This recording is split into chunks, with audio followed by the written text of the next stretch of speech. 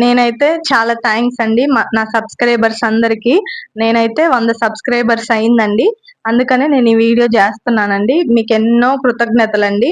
ఇంకా నన్ను ప్రోత్సహిస్తారని నేను ఎంతో కోరుకుంటున్నాను.